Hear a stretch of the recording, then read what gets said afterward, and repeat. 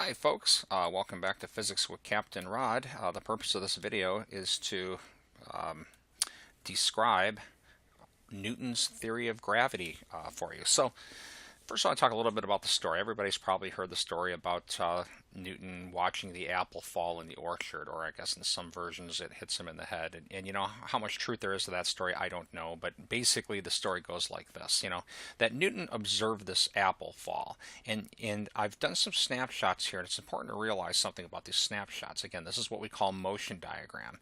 And notice that this distance here is getting bigger and bigger and bigger. And that's fairly I think obvious when you watch something fall. And in Newtonian physics, that's described as an accelerating object. So Newton reasoned that, okay, this thing's accelerating. And then remember, Newton's second law is force equals mass times acceleration.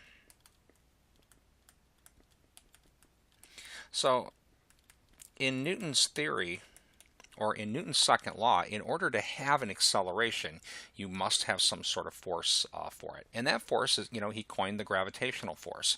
Then, he thought about, the moon as it goes around our planet. So this is supposed to be like a giant thought cloud here. And his big revelation was this, that the force that's accelerating the apple down and the force that's keeping our moon in orbit as it goes around the Earth are the same, and then he called that the gravitational force. Furthermore, he had to come up with some sort of mathematical theory to describe it. Well, if you give me a moment here, I'm going to now focus on this picture here. So we've got the Earth here, and we've got this object. And Newton's theory of gravity starts with a mathematical equation for calculating gravitational force. So let's say that this is just some object. I realize in my picture that it's the Earth, but imagine it's any mass here, and I'm going to call this maybe mass 1. And then here we have a mass that I'm going to call mass 2. And there's some distance between these, measured center to center. And I'm going to call that distance r. And Newton's theory of gravity begins with an equation here for calculating the gravitational force. In Newton's theory of gravity, the gravitational force is directly proportional to the two masses and falls off with r squared. The proportionality constants, called the gravitational constants, usually written with a large letter G. This is called the universal gravitational constant. The numerical value of G is 6.67 times 10 to the minus 11th, I believe, Newton meter squared per kilogram squared. I'm going to take a moment here and double check that and pause the video if you just bear with me. Okay, I'm back. I double checked that. Yes, this value for G is good. Universal gravitational constant is not something I write down every day, so and my memory is not as good as it used to be. But so this basically is Newton's law of gravity. This is an experimentally determined law. It's not a law that can be derived. It's kind of a first principles for calculations involving gravity, and it basically just says this, again, the force, gravitational force between two objects, in this case between the Earth and the Moon, or these two planets, is directly proportional to the mass creating them, falls off with distance squared. And again, the proportionality constant is what we call the gravitational or universal gravitational constant, 6.67 times 10 to the minus 11th Newton meter squared over kilogram squared. It's important to realize the value of this is dependent on how mass and distances are defined. If there's aliens somewhere in another planetary system in our galaxy studying the law of gravity, they've got probably an equation written on the board, different letters, but fundamentally the equation will no doubt work the same. It'll be, whatever they call force equals some constant times the product of whatever they call masses over a distance squared. But the numerical value for this constant will, certainly be different, because it's very unlikely that they'll define mass and distance the same way that we do. Right?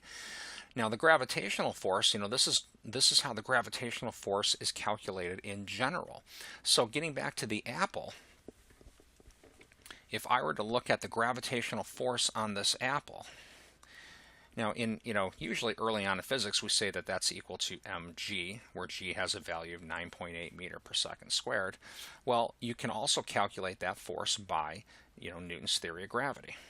That force is going to equal g times the mass of the Earth times the mass of the apple over the distance squared. The distance is basically equal to the radius of the Earth, and again, that's being squared. You'll notice, when I compare these two, mg, and I look right here, here's m for the apple.